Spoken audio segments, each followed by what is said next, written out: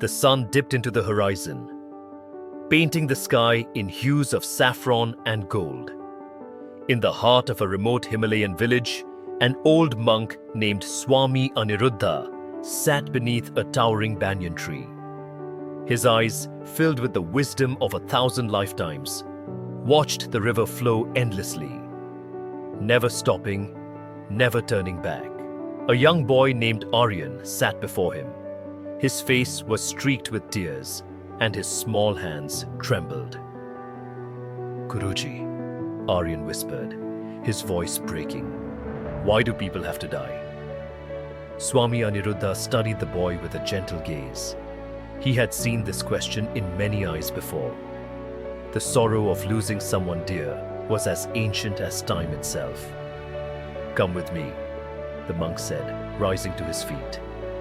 Intrigued, Aryan followed, his heart heavy with grief.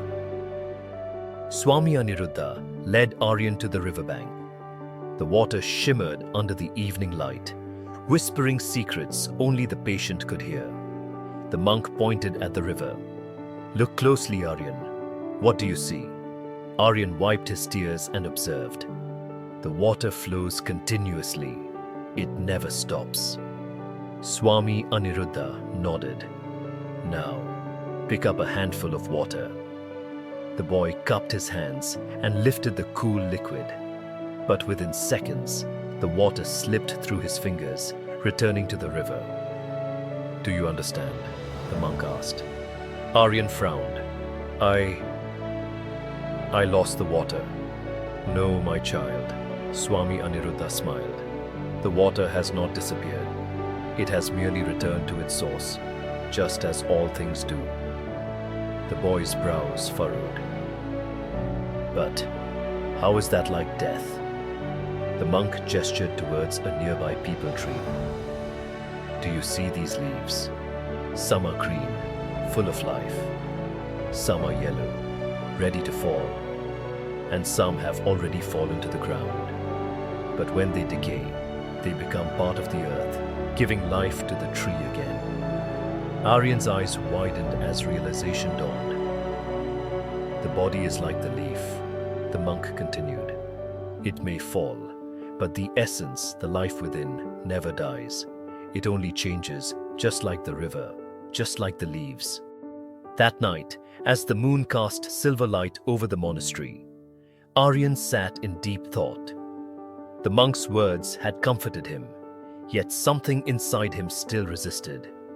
The next morning, Swami Aniruddha handed Aryan a clay lamp. "Take this to the temple and light it," he instructed. Aryan did as he was told. He watched the little flame dance, its glow warm and steady.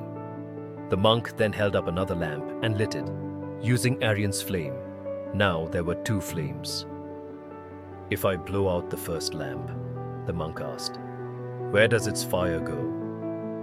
Aryan hesitated. It doesn't disappear. It merges with the air." The monk smiled. "Exactly. Death is not the end. It is only a transformation.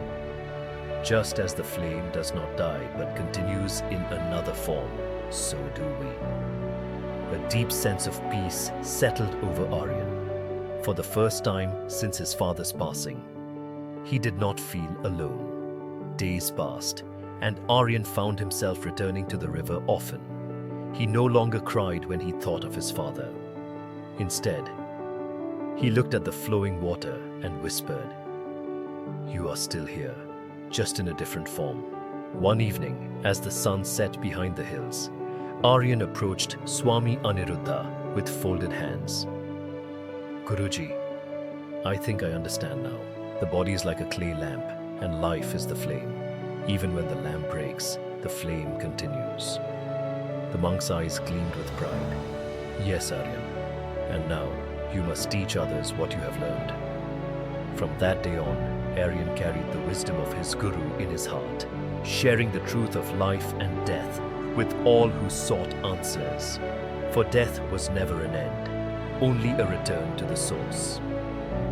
Moral of the story: death is not a loss, it is merely a change. Just as a river never truly disappears, and a flame continues in another form, life too flows endlessly. True understanding comes not from fearing death, but from embracing its truth.